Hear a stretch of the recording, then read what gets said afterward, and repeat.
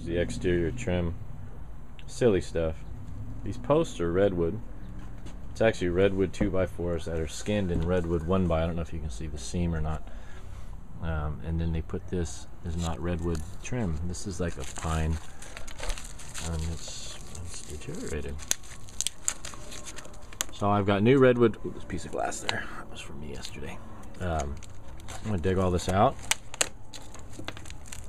Replace this, just this stuff. She's getting painted. I'm gonna replace the 1, 2, 3, 4, 5, 6 of the main treads leading in, just because they're worn out and cracked. And this one as well. It's got some powdery. And then we'll do these 2 windows. This is the other trim work I have to put up. I haven't seen it yet. She bought this online.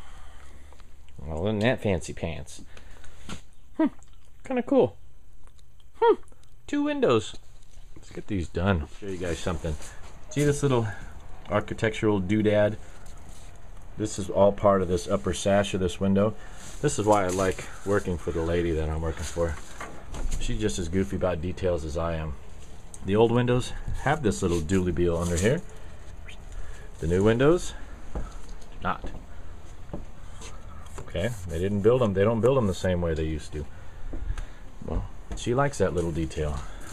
So what am I going to do? I'm going to make that little detail and attach them to all the windows. I did it on the back when I did her back windows, and it came out kind of cool. Awesome. Take my earplugs out so I don't yell. Got one window in, got this lower sash out. You can see just how wasted this thing is. Super rotten. There comes a point in these windows' lives when the owners just give up on them and paint them shut, caulk them shut. So now I got to take this top sash off. I guess I should have showed you the process. Somebody may have found that interesting. Oops. So here's a good example. I've got to come in and cut it. This has been caulked and painted several times. You come in and you gotta cut it, otherwise you make a mess of everything. I should be wearing eye protection. You see? I'm not. There I am. Hi. No eye protection, but I am wearing gloves. Well, okay, they're kind of worn out. What do you expect for cheap Home Depot gloves? Ooh, that's nice. Carefully. Let me go back inside. Just carefully tug on them.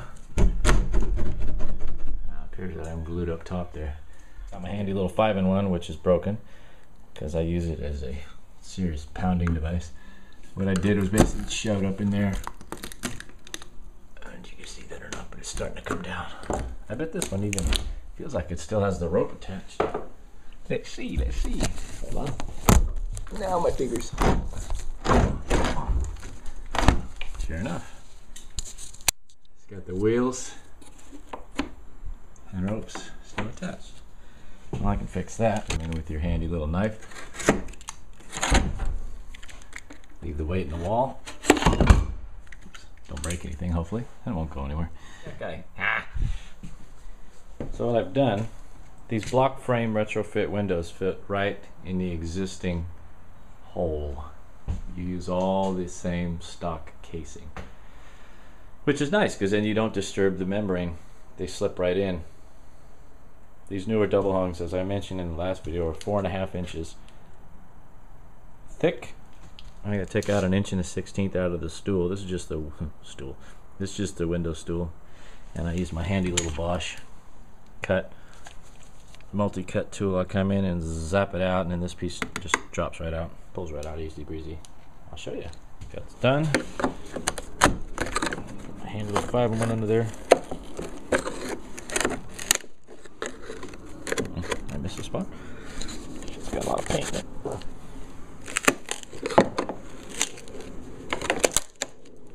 There you go. Garbage. So that's it. Now the window will drop in. Actually, I'm going to take these nails out.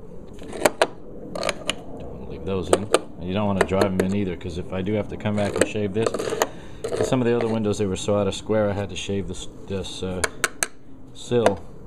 You don't want to hit that with your chisel. Take the edge right off it. And that one's done, just needs to be trimmed out and caulked. This one's just put in place. Of course, as soon as I thought I had it right, I had to shave the top of the sill. That's my cell phone.